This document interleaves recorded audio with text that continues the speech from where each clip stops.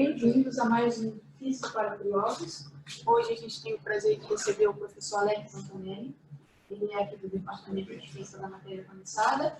E hoje ele vai falar sobre um tema muito interessante, muito curioso, a segunda lei da termodinâmica. Ele vai falar sobre motores, demônios e buracos negros. Obrigada pela presença. Boa noite a todos. Boa noite a todos. Antes de mais nada, eu queria agradecer a presença de todos aqui, sexta-feira à noite. Então, o que eu gostaria de falar para vocês é sobre a segunda lei da termodinâmica. Né? Existem 4 leis da termodinâmica. E eu vou falar aqui, mencionar rapidamente a primeira lei, e o foco vai ser a segunda lei, né? Que é o objetivo principal aqui. E dessas, eu acho assim, que das 4 leis, essa é a lei a mais interessante, é a que, né, dá, assim, ela tem uma riqueza, né, na física extremamente grande. Está funcionando aqui? Funciona? Tá. Bom, então a segunda lei, ela começa com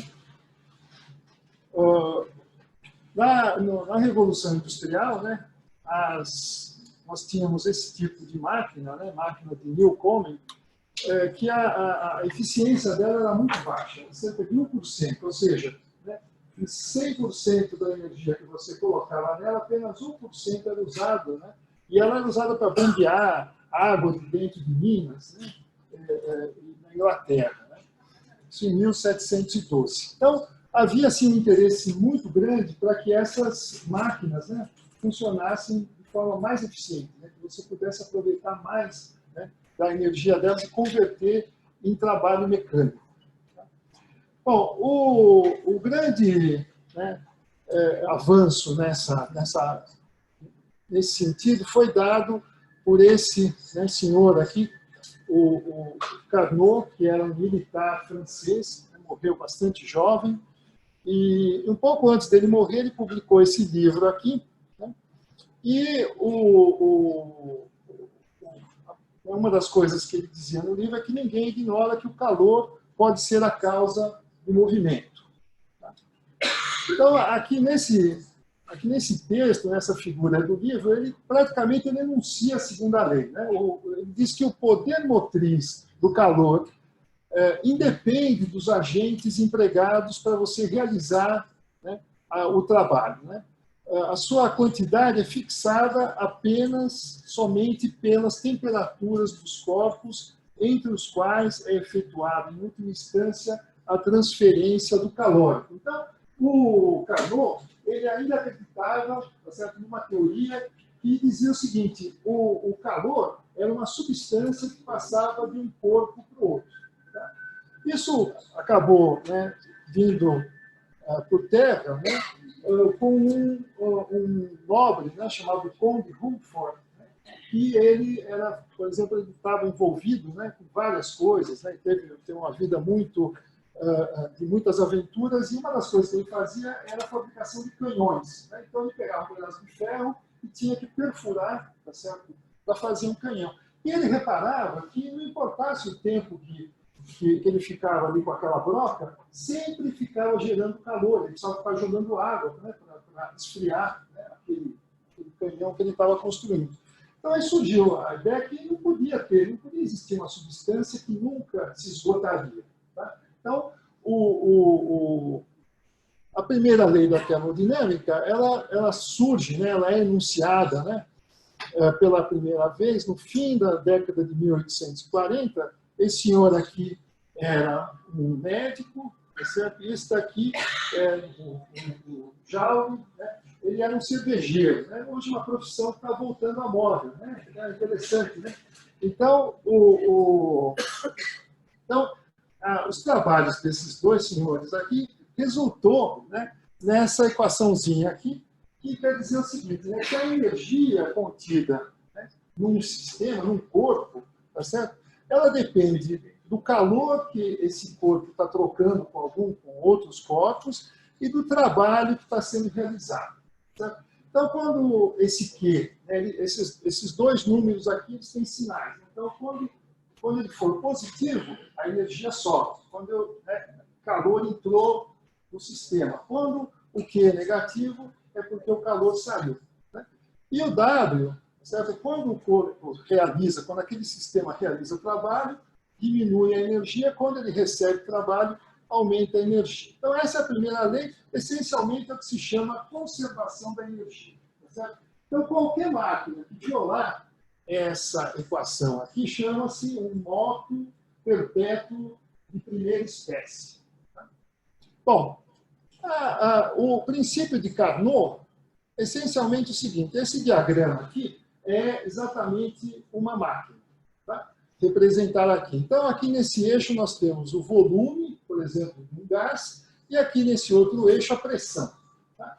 Aqui nós temos essas curvas aqui. Então, essa curva aqui é chamada de isotermo. Né? O gás expande, tá certo?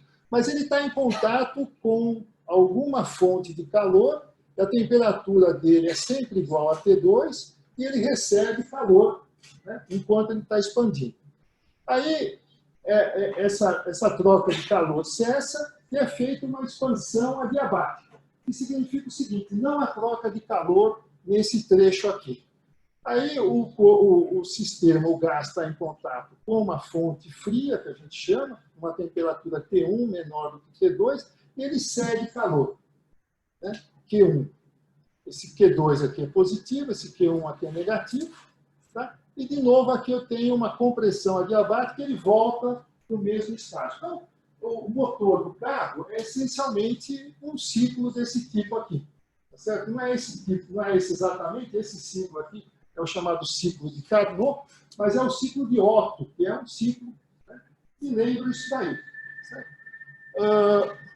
Então, o que esse princípio, né, de Carnot diz, essencialmente, é o seguinte: é que se eu somar, né, a quantidade Q1 dividido pela temperatura T1 em que esse calor Q1 é trocado, somar com o Q2 e dividir pelo T2, isso daqui é sempre um número ou negativo ou zero. E em alguns casos, tá, pode, né, quando o ciclo é chamado de reversível, essa soma aqui, né, isso aqui é uma desigualdade que a gente chama, né, esse símbolo aqui quer dizer menor ou igual a zero. Então, um caso especial desse daqui é quando isso é igual a zero, esse ciclo é chamado de um ciclo reversível. Tá? Então, essa, essencialmente, é a máquina de Carnot. Tá? Bom, o enunciado, né, da segunda lei, ele diz o seguinte: uma coisa que eu esqueci de comentar, né? Esse ciclo ele está sendo percorrido aqui, tá, no sentido, né, horário, que a gente chama. Né? Então, quando ele é percorrido nesse sentido, tá, você tem produção de calor. Tá? Quando ele é feito no sentido, né, anti-horário, tá, ele funciona como uma geladeira. Tá? Aí, o calor, isso daqui inverte, então ele vai tirar calor de uma fonte fria e jogar numa fonte quente. Isso é basicamente o que acontece na geladeira da sua casa. Tá? Dentro da geladeira é fria, tem um motor, tá certo? Esse motor é que vai fazer esse papel de jogar, né, o calor de um lugar mais frio para um lugar mais quente. Então, o enunciado, né, a segunda lei ela já começa a ser estranha porque ela já tem dois enunciados, ela não tem um enunciado só. Né? Ou mais, ela pode ter mais enunciados até. Né? Mas os dois que são mais clássicos, está aqui, né? Devido a esse senhor aqui, o Clausius, né?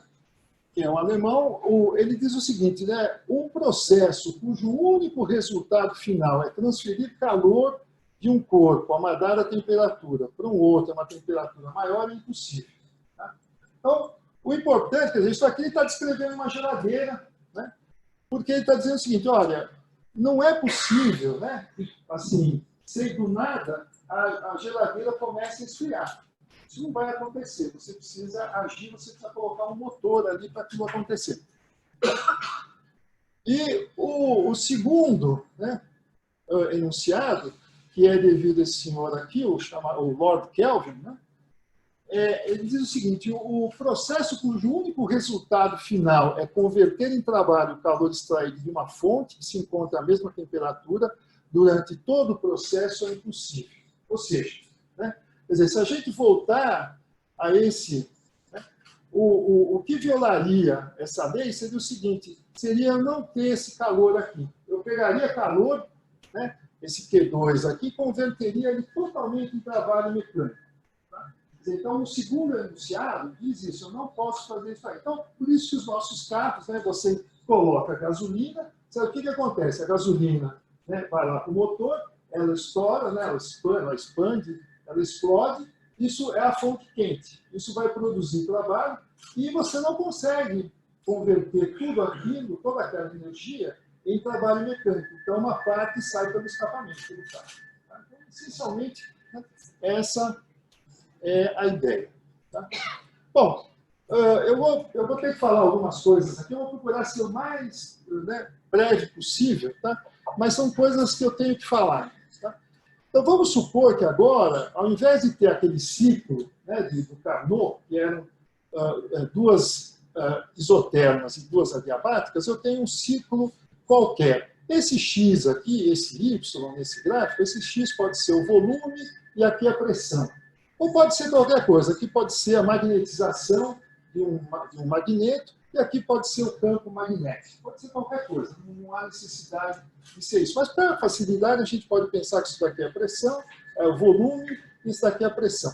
Então, em princípio, né, a gente pode recobrir esse ciclo qualquer por vários ciclos de Carnot combinados desse jeito aqui. Em cada um, né, por exemplo, aqui está entrando um calor Q1, está saindo um Q2, aqui está entrando um Q3, está saindo Q4. Né? Então, em princípio, né, se eu somar o efeito de todos esses ciclos de Carnot, tá certo? Você vai ter esse ciclo aqui. Tá? Bom, então, o que a segunda, né, o que o princípio de Carnot diz? Que se eu somar todas essas trocas de calor divididas pela temperatura, eu tenho que ter que isso é um número negativo ou zero. Agora, a ideia é a seguinte: bom, é claro que isso daqui não está representando, mas eu posso ir diminuindo, né, esses ciclos de tal forma que eles fiquem realmente coincidindo com toda essa curva lisa que eu tenho aqui. Tá? Então, quando a gente faz isso, o número de ciclos fica muito grande, né? A gente, quer dizer, esse símbolo aqui, desculpa, eu não falei, né? Esse símbolo aqui, que é a letra grega maiúscula sigma, ela significa uma somatória. Estou somando todas essas quantidades aqui de calor dividido pela temperatura. Tá? Quando esse número de ciclos fica muito grande, vai tendendo a infinito, tá? A gente muda esse símbolo aqui, tá? Muda esse símbolo aqui e fica alguma coisa assim. Tá? Quer dizer, esse símbolo aqui simplesmente indica uma soma de infinitos ciclos e esse dq aqui, com uma linha aqui, significa que eu estou jogando uma quantidade de calor muito pequena em cada ciclo desses. Tá?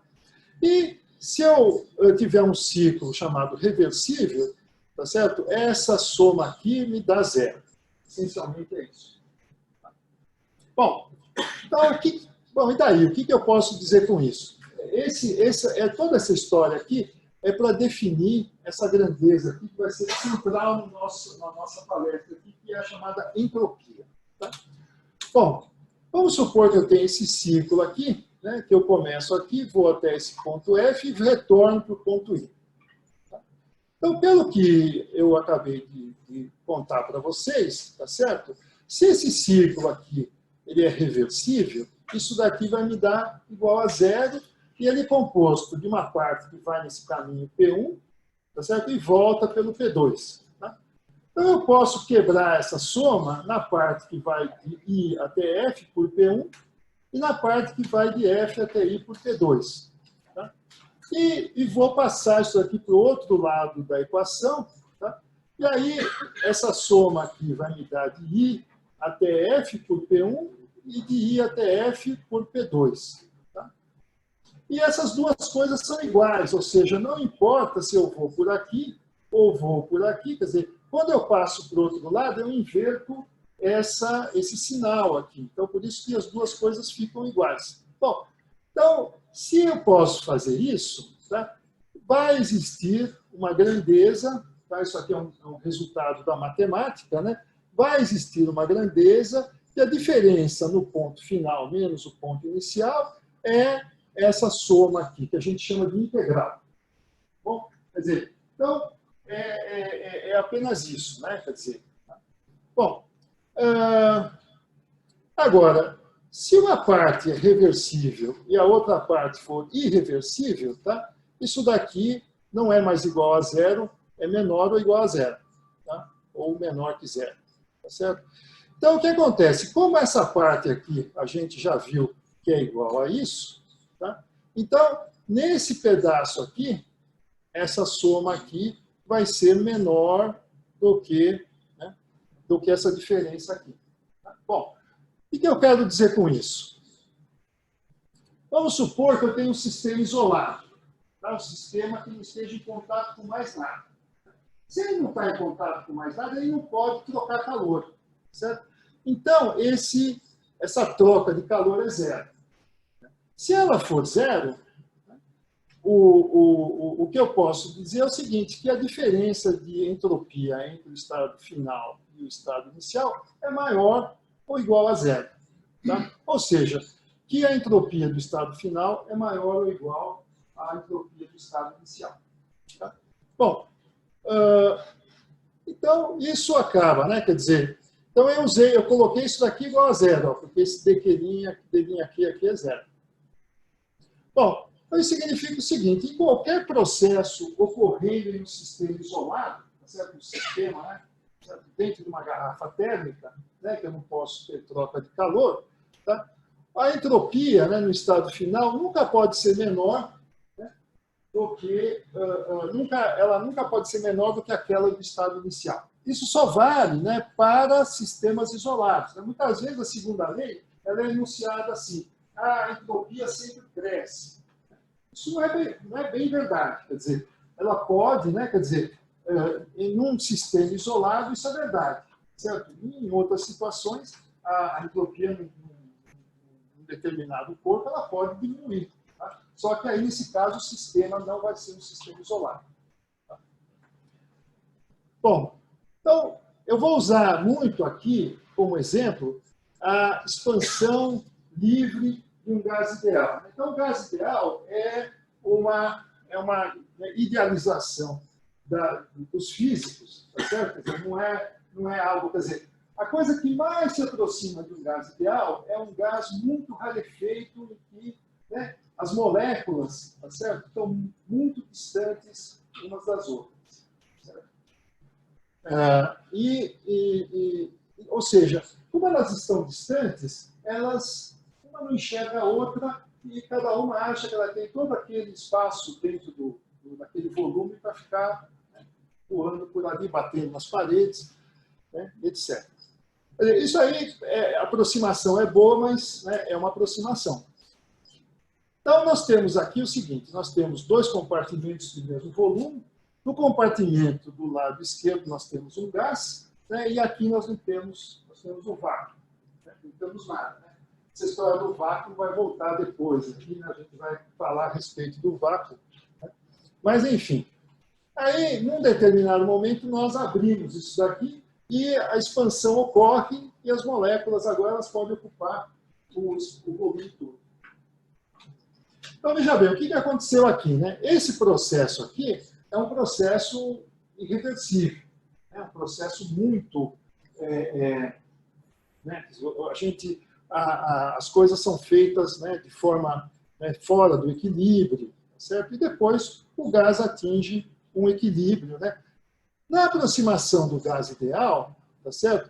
Nesse processo aqui não houve variação de energia. Como a energia é simplesmente igual, ela é uma função da temperatura, na expansão livre do gás ideal, não é um gás qualquer, a temperatura permanece a mesma. Então, naqueles diagramas que eu mostrei lá anteriormente, tá certo? O que aconteceu aqui? Eu tenho volume e eu tenho pressão, certo? Né? O gás, ele expandiu de uma forma, aqui eu coloquei essa curva aqui, mas não quer dizer que a pressão não é muito bem definida, né? O volume, ela foi do A para o B. Tá certo? Agora, existe, tá, um outro caminho aqui, tá, que é o caminho, né, da isoterma, ou seja, mesma temperatura. Eu vou de A até B pela mesma temperatura. Então, pelo que eu discuti antes, tá certo? A gente pode usar esse caminho aqui, que é um caminho reversível, né? Essa daqui é a equação do gás ideal, né? Aqui é a pressão, aqui é o número de moles, né, do gás, aqui é a constante dos gases, temperatura e volume. E eu posso agora calcular a diferença de entropia, né, a entropia de B menos a entropia de A. Tá? Essa diferença de entropia, então eu vou calcular usando o caminho isotérmico. Tá? Apesar de que o que o gás fez aqui, certo? Não mudou a temperatura dele, mas não foi esse caminho aqui. Tá? E aqui entra alguma coisa de cálculo, tá certo? A diferença de entropia é uma constante K vezes o número de moléculas vezes o logaritmo natural de 2. Né? Essa constante Kzinho aqui, ela é chamada constante de Boltzmann, tá? Que nada mais é do que, né, essa constante aqui, R, tá certo? Né? Porque esse N aqui é o número de partículas, tá certo? Dividido pelo número de partículas que você tem em um mol da substância, né? Que é o número chamado número de Avogadro. Tá? Então, se você dividir esse R aqui, tá certo? Pelo número de Avogadro, você vai ter essa constante K, que é um número bem pequeno, mas tem esse logaritmo de 2. Então, como a plateia aqui é uma audiência que eu não conheço, então eu vou falar alguma coisa sobre esse negócio aqui, o que é o logaritmo de 2. Tá? Quer dizer, o que são logaritmos. Tá? Então, os logaritmos foram descobertos pelo senhor aqui, John Napier, tá? No século XVI, na Inglaterra. Tá? E, essencialmente, o que ele queria fazer é uma coisa muito simples. Tá? Eles precisavam fazer multiplicações e divisões, e muitas vezes essas contas ficavam muito complicadas. Certo? Por exemplo, se você fosse um banqueiro, você tem que fazer juros compostos e tal, isso vai ficar complicado. Né? Então, o John Napier ele descobriu os logaritmos. Né? Então, o logaritmo ele tem essa notação aqui, logaritmo de x nessa base A aqui igual a y. Significa o seguinte, aqui número y eu tenho que elevar aqui essa constante A, de tal maneira que seja igual a x. Então, bom, qual é a vantagem disso? Né? A vantagem disso, essencialmente, aqui é uma outra propriedade, né? Tá certo? De que o logaritmo de A elevado a y, o logaritmo de A na base A, que é 1, então é igual a y. Mas esse daqui é a grande sacada, né? É que o logaritmo, né, de um produto, tá certo? Aqui eu esqueci do A. Tá? O logaritmo de um produto é a soma dos logaritmos. Então fica muito fácil, né? Quer dizer, se você fizer um produto complicado, você soma, você tem lá os logaritmos de cada um deles e soma e depois volta. Certo? Então eu não sei aqui quantos de vocês já tiveram nas mãos esse tipo de instrumento aí, tá certo? Que é a chamada régua de cálculo. Né? Então essa régua aqui, as escalas são logaritmos e com isso você consegue fazer produtos, né, muito facilmente. Isso aqui é muito anterior, né, às calculadoras eletrônicas. Com o advento da calculadora eletrônica, isso aqui desapareceu. Bom, o log natural, que é aquele ln de x, ou ele tem essa notação, ou tem essa notação, é o seguinte, a base dele é esse número aqui. É um número chamado irracional. 2,71828. Tá? Mas eu não quero que isso daqui se torne uma coisa complicada para o nosso entendimento aqui. Tá?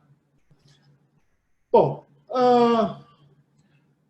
vamos falar um pouco sobre irreversibilidade. Tá certo? Nós estamos aqui nessa sala, nós temos ar aqui, né, ocupando toda essa sala. Tá certo? Acho que nenhum de nós aqui está preocupado com um problema desse tipo. Né? Subitamente, todas as moléculas de ar vão vir por esse lado aqui e as pessoas do outro lado vão conseguir respirar. Certo? Quer dizer, isso daí, olha, as equações da mecânica de Newton, elas são reversíveis no tempo. Então, não há nenhum impedimento para que isso daqui ocorra. Em princípio, não há nada que proíba, né, conservação de energia, nada que proíba isso acontecer. Tá certo? Então, aqui nenhuma lei da mecânica seria violada. Né? Agora, isso daqui contraria a nossa intuição do que é a seta do tempo. A seta do tempo é que o gás está no lugar, a hora que você deixar, ele vai expandir para o outro lado, não o contrário. Então, isso significa o seguinte, né, que qual seria a probabilidade, tá certo, disso ocorrer? Né? Seria em 2 elevado a n. Se esse n é um número extremamente grande, como é o caso aqui, tá? Essa probabilidade é desprezível. Ela não vai acontecer. Então, a irreversibilidade ela decorre do caráter estatístico da segunda lei da termodinâmica. Tá? Ou seja, se nós tivermos, ao invés aqui nós temos alguma coisa da ordem de 10 elevado a 20, alguma coisa moléculas. Né? Certo? Ou seja, um número seguido de 20 zeros. Né? Agora, se nós tivéssemos poucas moléculas, sei lá, se tivéssemos 4, 5 moléculas, isso daqui poderia ocorrer. Em algum momento elas iam ficar só de um lado e não iam ficar do outro. Certo? Então, aí essa probabilidade iria ser, sei lá, se nós tivéssemos 3 moléculas, seria 2 elevado a 3, que é 8. 2 vezes 2 vezes 2. Certo? Então, um oitavo não é um número tão pequeno assim. Não poderia ocorrer. Então, a termodinâmica é uma coisa de emergência, que vem do fato de nós termos um número muito grande de componentes nesse sistema termodinâmico. Bom, então agora a gente chega na parte dos demônios. Né? O que é o demônio de Maxwell? Né? O Maxwell, esse senhor aqui, é um físico escocês, tá certo? É famoso pelas equações de Maxwell. Tá? E ele deu contribuições muito importantes para a termodinâmica, para a chamada teoria cinética. Né? Então, essencialmente, o que o Maxwell sabia? Ele sabia o seguinte, que dentro de um vaso contendo gás, tá? Esse gás está a uma temperatura. Essa temperatura ela tem a ver com a energia cinética das moléculas. Tá? Quer dizer, então, quanto mais quente estiver o gás, maior vai ser a energia cinética das moléculas. Só que elas não têm todas elas não têm essa mesma velocidade. Tá? Então, por exemplo, ele descobriu que as moléculas ficaram distribuídas dessa forma aqui. Então, aqui é a probabilidade e aqui é a velocidade da molécula. Então, isso aqui é como se eu tivesse, por exemplo, sei lá, a distribuição de idades de uma população, alguma coisa assim. Simplesmente uma distribuição que a gente chama. Então, conforme o gás vai esquentando, tá certo?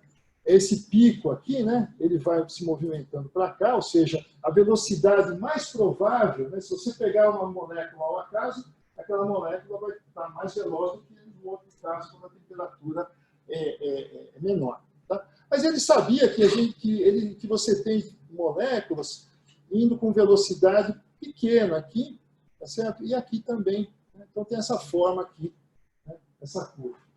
Então, ele percebeu o seguinte. Então, aí ele pensou no seguinte, olha, se eu tiver um ser muito pequeno, certo? Que consiga ver as moléculas, tá certo? Ele vai ficar aqui olhando e medindo as velocidades. Quando ele perceber, então vamos supor que esses dois gases aqui estivessem na mesma temperatura. Quando ele perceber que uma molécula mais quente, aqui em vermelho, está se aproximando da portinha ali, ele abre a porta e a molécula passa. Tá? Agora, quando ele vê que está chegando uma molécula mais velocidade menor, ele não deixa ela passar. Então, com isso, ele vai transferindo as moléculas mais velozes para a esquerda e vai tirando desse daqui. E ele pode também, eventualmente, deixar a molécula mais menos veloz, passar para o outro lado. Então, com isso, ele não está realizando trabalho nenhum, tá certo? E ele está conseguindo, né, passar, né, esfriar, né, passar calor de um corpo né, que está a uma temperatura mais baixa, um corpo mais frio, para um corpo mais quente, sem realização do trabalho. Então, com isso, ele está violando o chamado enunciado de Clausius, da segunda, né, lei da termodinâmica. Tá? Então, esse é o demônio de Matos. Aí, bom, né, o demônio ele surge várias vezes, né, ao longo da história da física. Então, eu vou comentar, por exemplo, um outro aqui, que é o chamado motor de Szilard, ou demônio inteligente. Tá? Então, o Szilard, esse senhor aqui, é um húngaro, né, um dos 5 húngaros que eram chamados de, né, marcianos, né, porque eles eram assim brilhantes. Tá? Então, ele propõe o seguinte demônio. Tá? Vamos supor que eu tenho aqui um compartimento com uma molécula apenas. Eu tenho um pistão desse lado aqui, um pistão desse lado aqui. Aí, o que acontece? Num dado instante, uma partição é introduzida aqui e a molécula ficou do lado direito. Certo? Aí, o nosso demônio inteligente, de alguma forma, ele descobre que a molécula ficou do lado direito. Então, esse pistão aqui é movimentado para cá até encostar nessa partição aqui. Aí a partição é retirada e o pistão vem para cá, expandindo o sistema, então vai pegar calor e vai realizar trabalho. Né? E no final, nós temos aqui, né, o sistema voltando ao normal. Então, com isso, tá certo?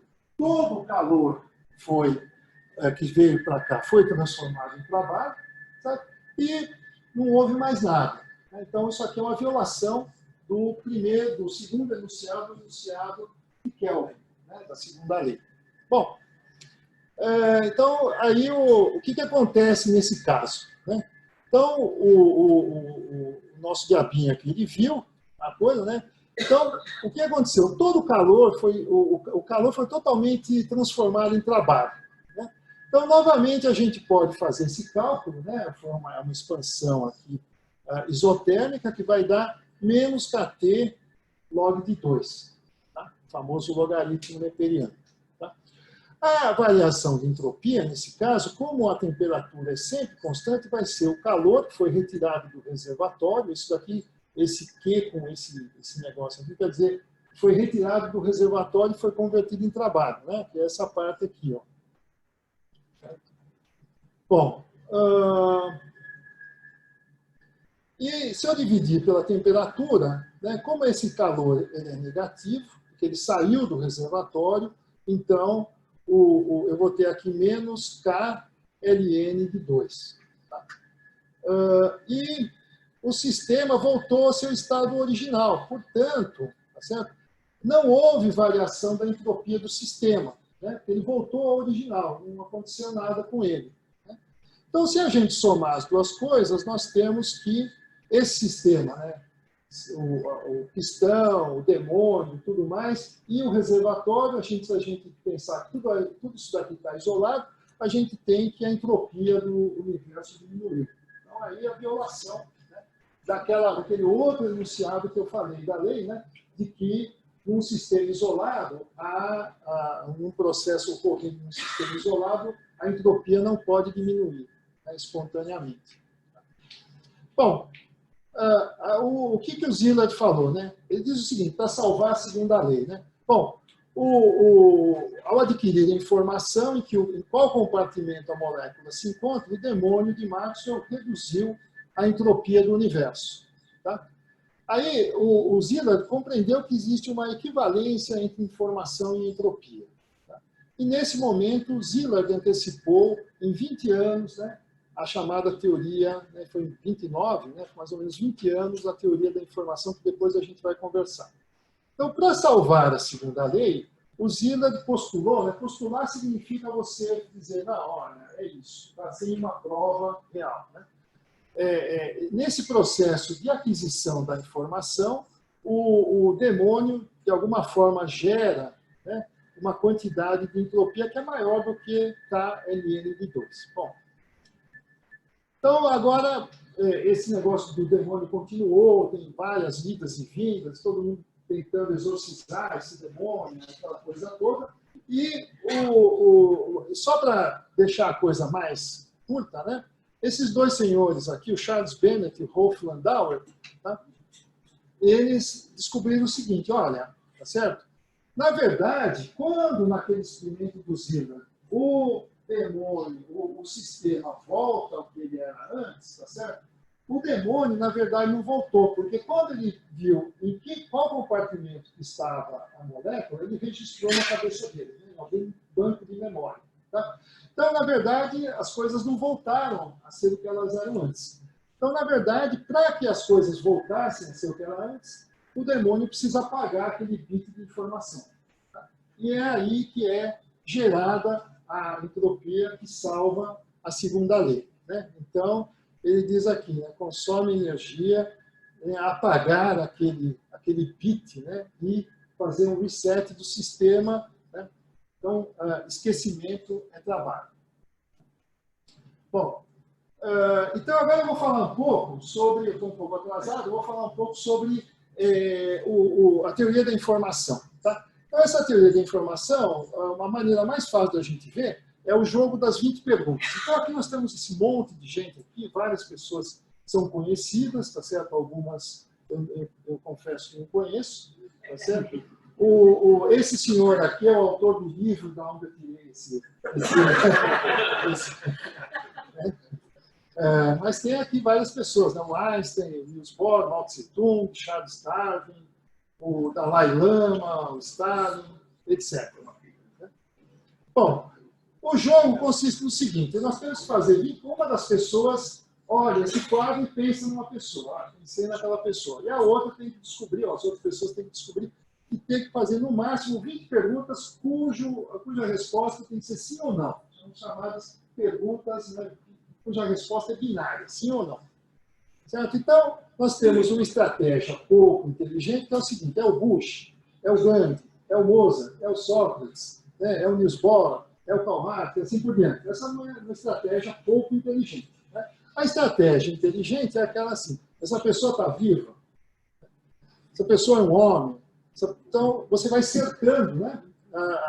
Viveu na Europa, é um cientista, certo? É o Marx, né? E aí você consegue cercar a resposta. Bom, o que isso tem a ver com a informação? Quer dizer, esse processo aqui é um processo de aquisição de informação, basicamente, né? Esse jogo. Tá certo? Então, esse senhor aqui, né, o Claude Shannon, é o sujeito que propôs essa teoria. Então, toda vez, né, por exemplo, você pegar o celular e fizer uma chamada, tá certo? Você deve isso a esse cara aqui. Certo? Toda vez que você vai lá no seu computador e comprime um arquivo, certo? Que é muito grande, você vai mandar para o seu amigo e tal, é por causa desse senhor aqui. Muito pouca gente conhece ele, infelizmente, né? Ele é bem desconhecido. Tá? Bom, ele estava um dia, né? Tem uma história que eu vou contar aqui, né, que pode ser verdade ou não, né, como dizem os italianos, né, se não é vero, é bem provado. Né? Quer dizer, ou seja, se não for verdade, é uma história convincente, né, bem contada. Bom, ele diz o seguinte, olha, a ideia dele era o seguinte, eu tenho que transferir, né, dados, né, uma informação de um ponto ao outro. Então, ele queria quantificar informação, sem se preocupar com o significado dela. Isso é um problema semântico, não é um problema, né, que ele estava interessado.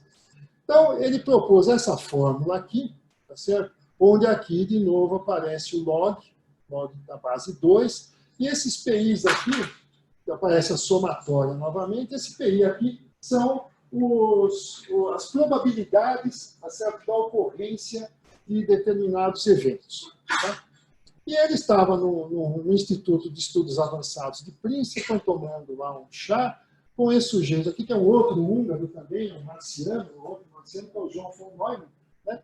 E ele chegou para o von Neumann e disse o seguinte, né, a minha maior preocupação é que nome que eu devo dar para esse SI. Tá? Eu pensei em chamá-la de informação, mas essa é uma palavra muito desgastada, então eu decidi chamá-la de incerteza. Aí a resposta do von Neumann, de acordo com a lenda, é o seguinte: você deve chamá-la de entropia, por duas razões. Em primeiro lugar, a sua função de incerteza já foi usada na mecânica estatística com esse nome. E, em segundo lugar, e mais importante, ninguém sabe realmente o que é entropia. Então, numa discussão, num debate, você vai estar sempre em vantagem. Então esse foi... E o Shannon aceitou a sugestão. Né? Mais interessante é isso, aceitou. E começou a chamar isso aqui de entropia. Tá? Só que é uma entropia de informação. Tá? Então, o que é essa entropia aqui entropia de Shannon? Né? Então, vamos pensar num outro jogo que é muito simples, que é o seguinte: eu tenho uma moeda aqui, tá certo? E eu tenho 4 caixinhas. Eu escondo a moeda numa dessas caixinhas. Certo? Qual seria a estratégia inteligente para perguntar onde é que ela está e descobrir onde ela está mais rapidamente? Né? Então, como eu tenho aqui 4 casinhas, eu falo, está nas 2 casinhas da esquerda ou nas 2 da direita? Então, a resposta é, está nas 2 da direita. Aí, novamente, se pergunta, está na casinha da esquerda ou na direita? Então, aí já veio a resposta, né? Aqui não seria muito inteligente, está na primeira casinha? Não. Na segunda casinha? Não. Tá certo? Então, essa não é inteligente. Então, vamos calcular essa fórmula aqui. Então, olha, pensando que todas as casinhas são iguais, essa probabilidade aqui é 1/4. 25% dela está em alguma dessas casinhas aí.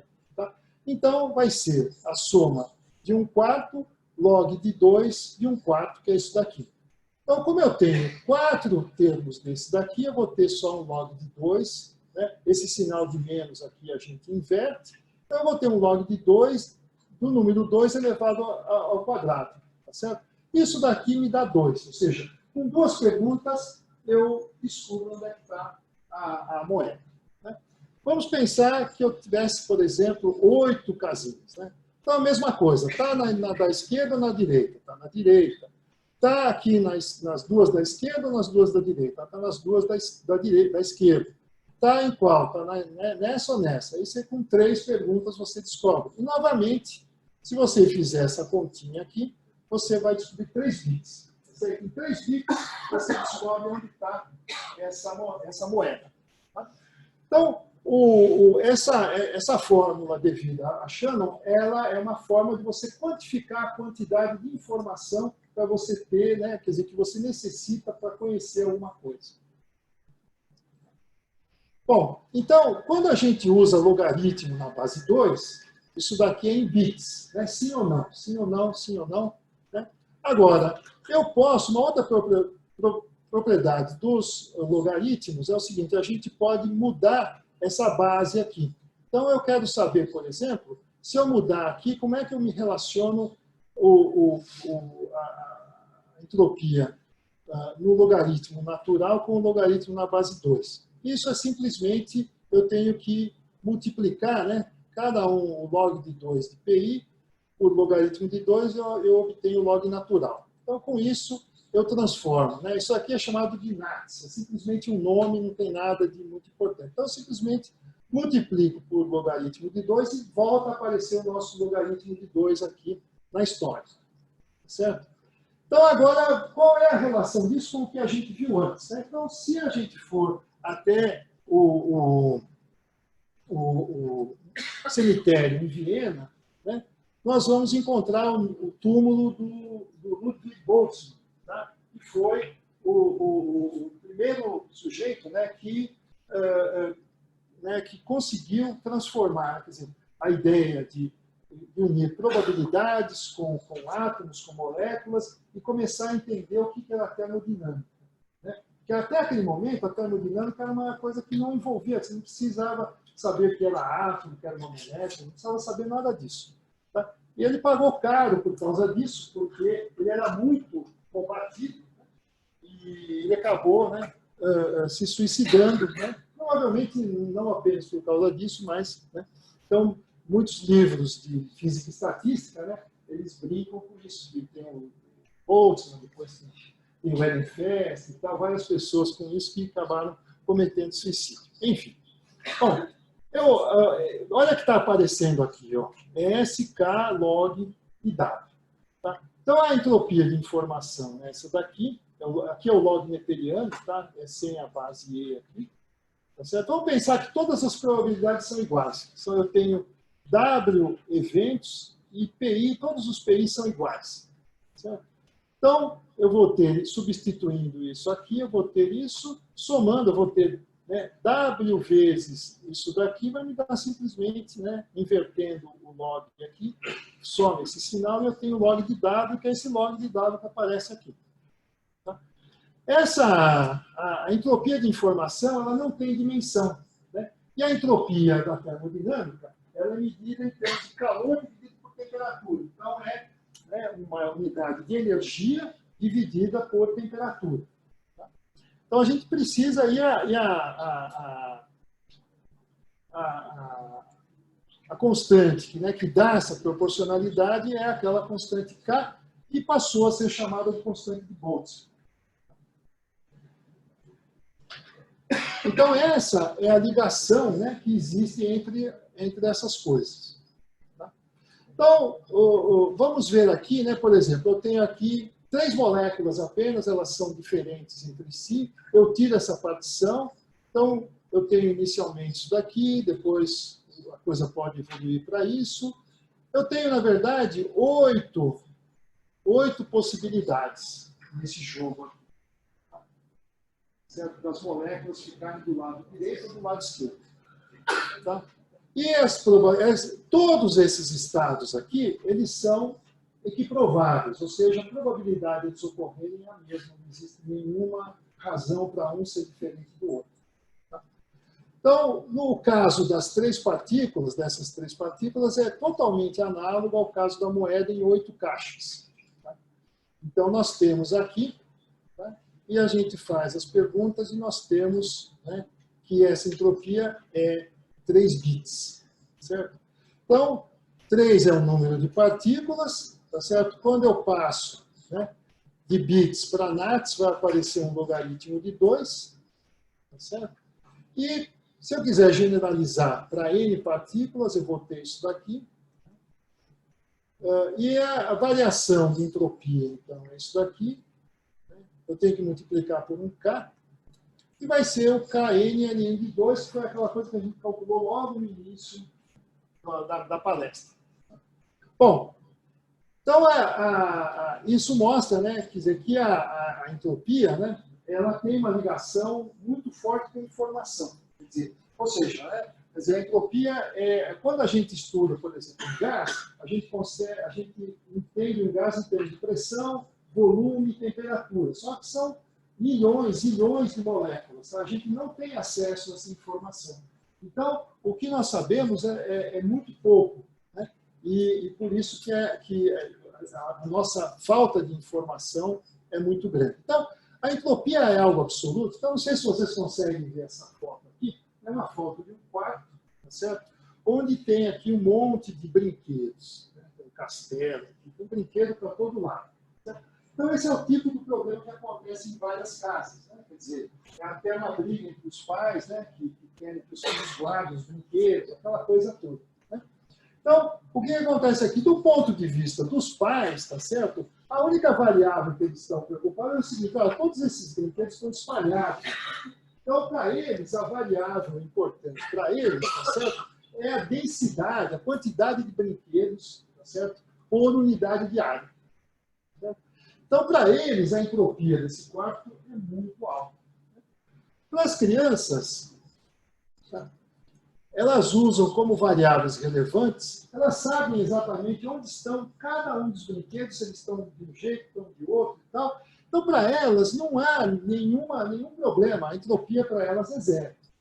Então, a entropia, tá? A gente precisa tomar muito cuidado quando você vai falar em entropia, porque você precisa definir as variáveis. Quais são as variáveis que estão caracterizando o seu sistema? Bom, isso daqui eu tirei desse livro aqui, ó, Beyond Equilibrium Thermodynamics. Tá? Bom, uma coisa que é bem assim, bem do cotidiano, é a elasticidade da borracha. Então vamos ver alguns exemplos do cotidiano, que é o que eu estou falando aqui, fica muito abstrato e tal. A elasticidade da borracha, tá? Quer dizer, A borracha, o que é? Um polímero. Polímero é alguma coisa, são moléculas, umas grudadas nas outras. Tá? Se você for tentar esticar uma molécula individualmente, ela é extremamente dura. Ela é muito mais dura do que um pedaço de borracha. Então, o que acontece quando a gente estica um pedaço de borracha? Acontece o seguinte, as moléculas, né, quando a borracha não está esticada, elas estão enroladas. Quando a gente estica, essas moléculas, essas macromoléculas, elas se esticam. Certo? Então, quer dizer, existem muitas maneiras de você enrolar essa molécula, mas só existe uma maneira dela ficar esticada. Então, a maneira de enrolar vai me dar aquele dado. Então, esse caso é um caso de entropia, né? De alta entropia, e aqui é um caso de baixa entropia. Certo? E é interessante pelo seguinte, que se você tiver, né, ela aqui enrolada e você esticar, ela vai liberar calor, porque ela vai diminuir a entropia e vai jogar calor para fora da borracha. Né? Se ela estiver esticada, tá certo? E você, né, deixar ela contrair, ela vai absorver calor. Né? Quem dizem aí, eu nunca constatei isso, mas se você pegar um pedaço de borracha suficientemente largo, pelo menos meio centímetro de largura, tá certo? E você fizer isso, você tem aqui o pedaço de elástico, aí você estica e põe junto ao lado, que é uma parte bem, né, que a gente consegue seguir temperatura. Certo? Quando você faz isso, você estica, ela libera calor. Tá? Então você deveria sentir uma sensação de calor. E ao contrário, se ela está esticada, você encostar no seu lado e deixar ela voltar, né, você vai sentir uma sensação de frio, porque o calor vai sair do seu lábio e vai para a borracha. Tá? Eu nunca consegui fazer esse experimento e eu acho que funciona. Acho que funciona assim. Tá? É que eu não sou bom experimentar. Bom, uma coisa que eu queria falar, tá certo? Só fazer uma propaganda de 1 minuto, né? Quer dizer, que tipo de coisa que eu faço, né? Com a qual eu trabalho. É a questão da entropia dos vidros. Né? Então, o vidro, né, vidro de janela, tá?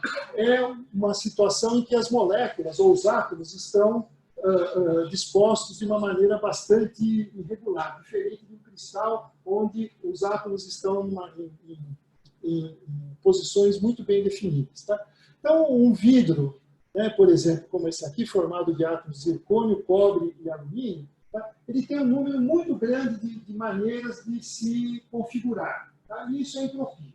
Então, né, esse é o trabalho né, qual é a entropia configuracional de um vidro. Tá? Esse é o trabalho de doutorado do René Álvares, está escondido ali do lado, tá certo? E a gente descobriu, por exemplo, se a gente colocar um pouquinho de alumínio, né, se a gente considerar só 2 elementos, e depois a gente adicionar o alumínio, a gente tem um ganho de entropia bastante grande aqui, de cerca de 70%.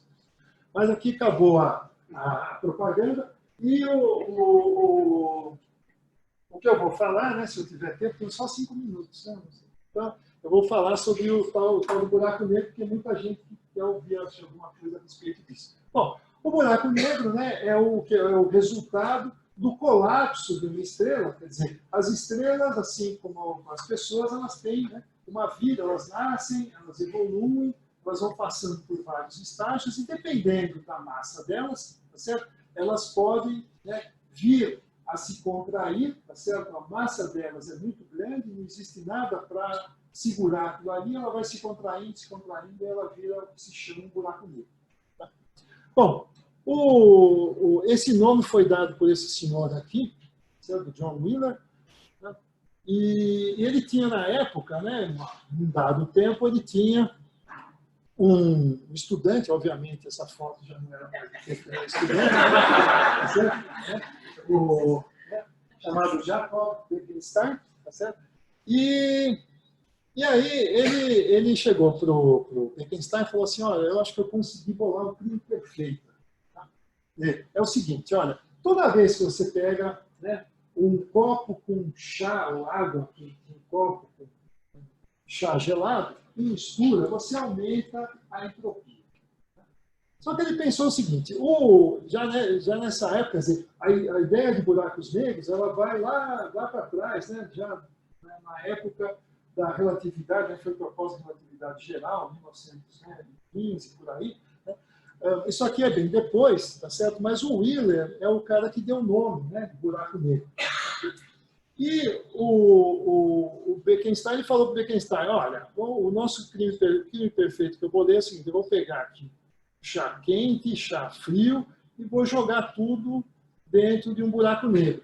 Certo? Por que ele chama buraco negro? Ele chama buraco negro porque nem a luz consegue escapar dele. Por isso é chamado de buraco negro. Né? A gente sabe que existem as estrelas porque a gente recebe a luz delas. Né?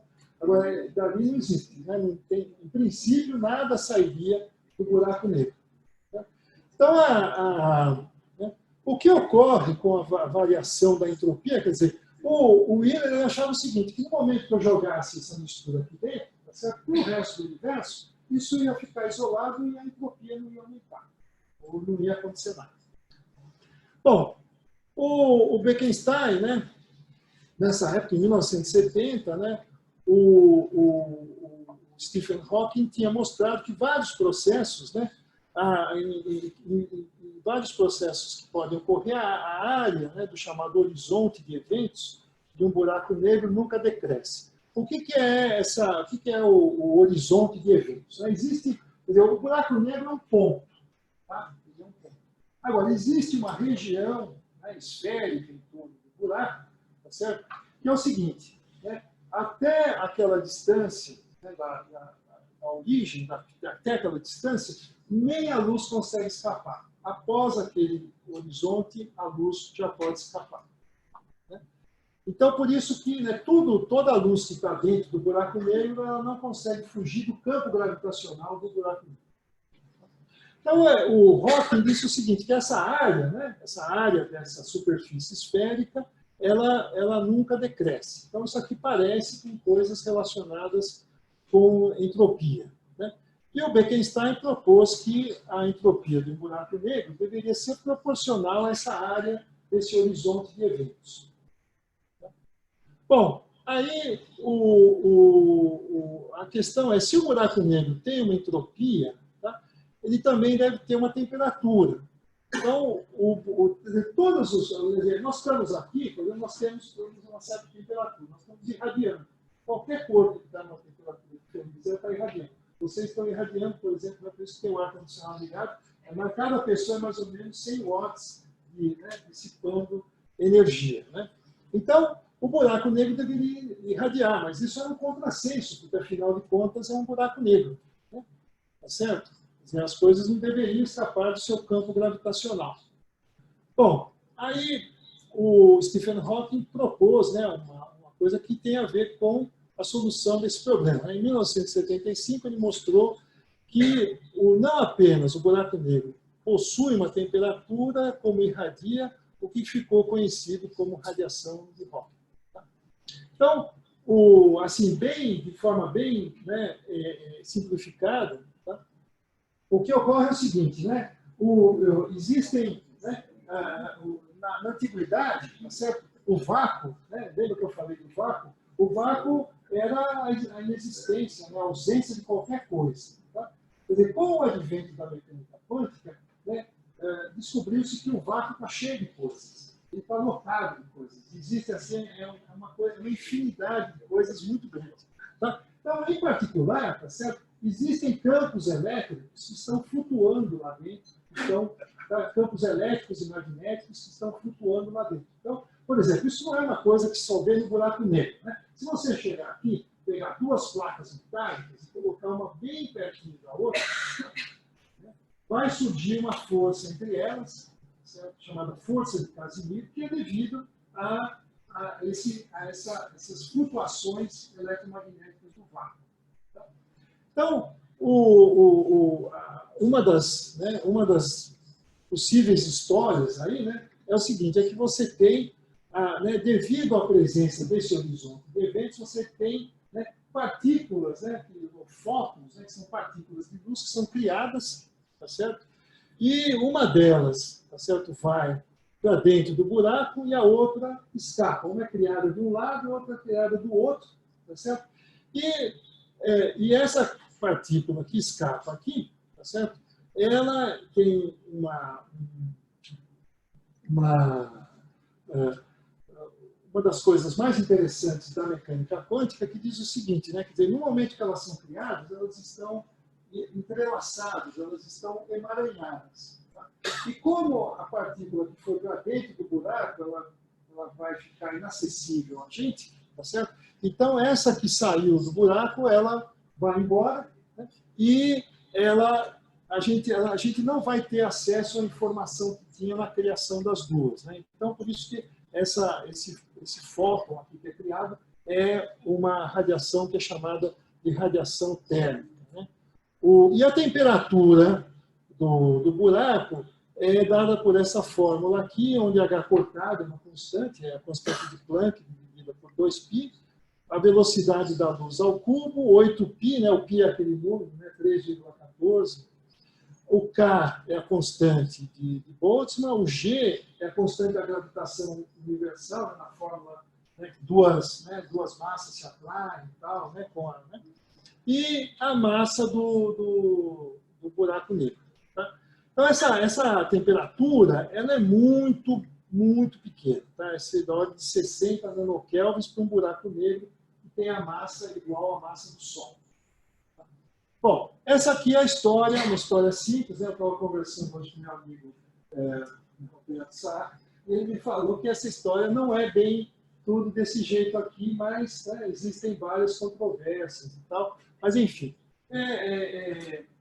você tem esse tipo de coisa. Quer dizer, não necessariamente duas partículas, uma vai para dentro, outra vai para fora, você pode ter outras coisas. Existe muita discussão. Esse é um tipo de área que ainda não existe um consenso definitivo.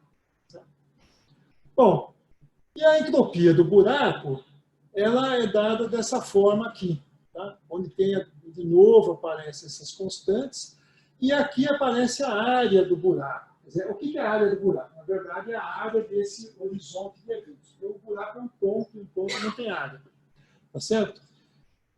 Então, se a gente chamar LP, isso daqui, né, o GH, tá certo? Passa esse C ao cubo dividindo aqui, né, tira a raiz, né, esse meio aqui significa a raiz quadrada disso. Então, aqui vai ficar esse LP sobre isso. Daqui tem dimensão de comprimento. Tá? Então, quando eu elevo ao quadrado, isso daqui vai ser uma dimensão de área. Então, isso daqui é um número puro. O K ele é um número que tem unidade de entropia e tem o 4. Certo? Então, esse LP é o chamado comprimento, né, na escala de Planck.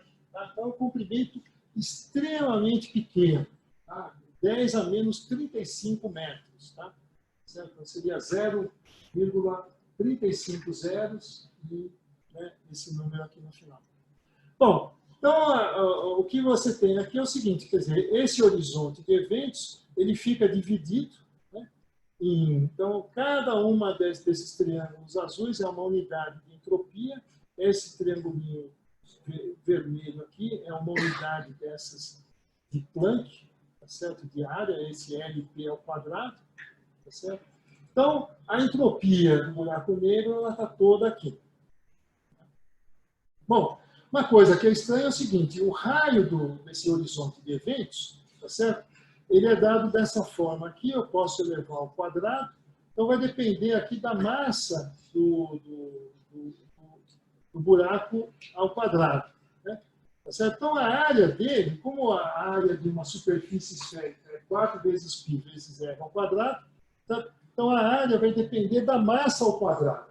Então, se eu dobrar a massa do buraco negro, tá certo? A entropia dele fica 2 ao quadrado, que é 4. E para a matéria comum, se eu dobrar a massa de um gás, por exemplo, a entropia dobra. Então, aqui quando a gente fala em buraco negro, as coisas já começam a mudar muito. Né? Quer dizer, além disso, por exemplo, o calor específico de um buraco negro é negativo. Né? Ou seja, quando você joga, né, matéria ou energia para ele, a temperatura dele abaixo. Né?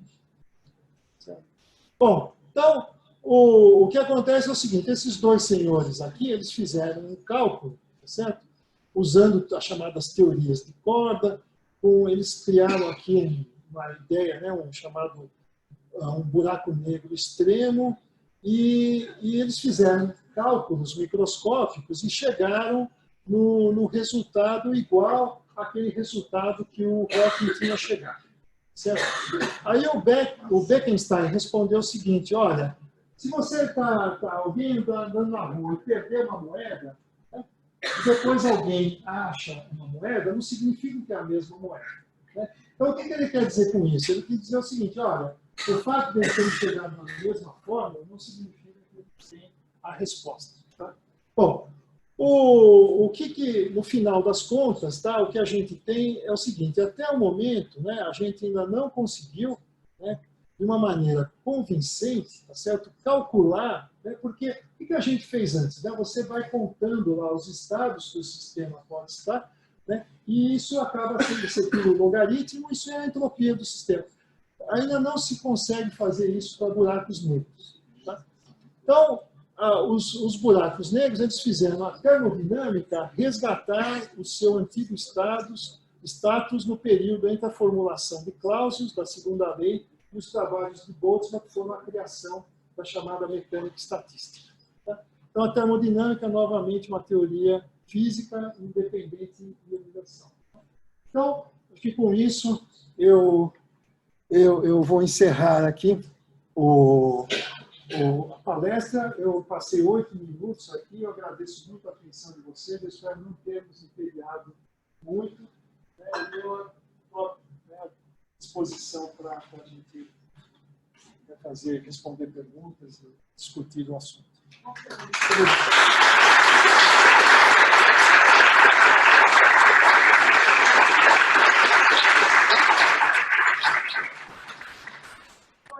Na sessão de perguntas, eu peço que todo mundo faça a pergunta no microfone desse jeito, tá bom? Para poder estar no som aqui. Perguntas?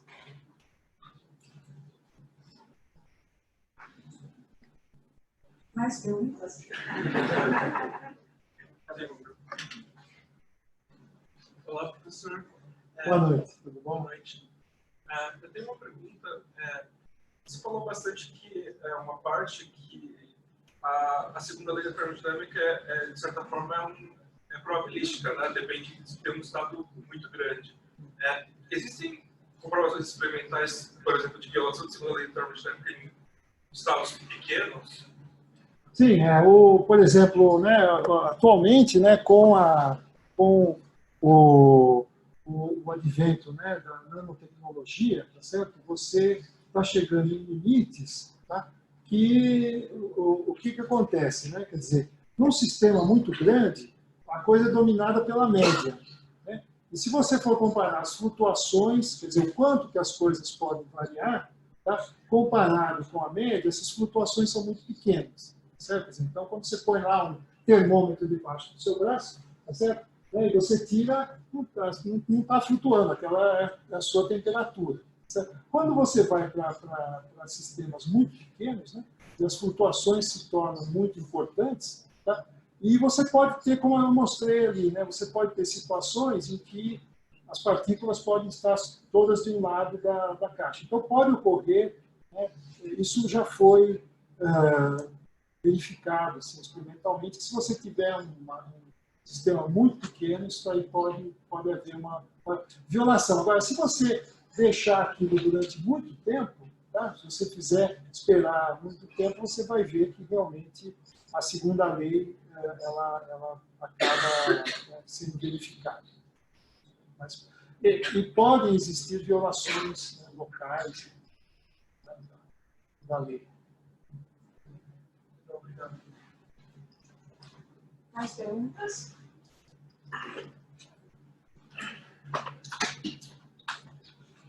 É só um comentário um pouco importante, mas é que o Wheeler, ele certamente foi quem popularizou a expressão buraco negro, mas ele não é quem deu esse nome. Tem, no mínimo, 2 antecedentes.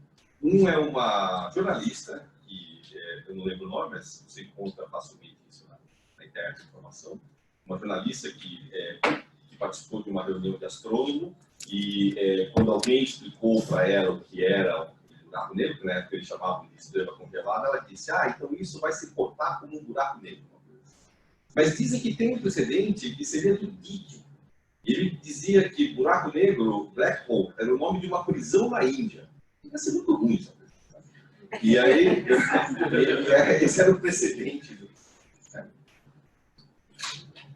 Bom, muito obrigado. Quer dizer, mas o Wheeler, acho que ele tem uma primazia de ter dito que o buraco negro é alguma coisa relacionada com cabelo. Sim, não tem cabelo. Sim, não, ele era um grande frasista e certamente popularizou. Mas... Popularizou, foi um dos caras importantes. E ele era colega do Dick, por isso. Mais perguntas, gente? Comentários? Ninguém quer saber mais sobre o buraco negro?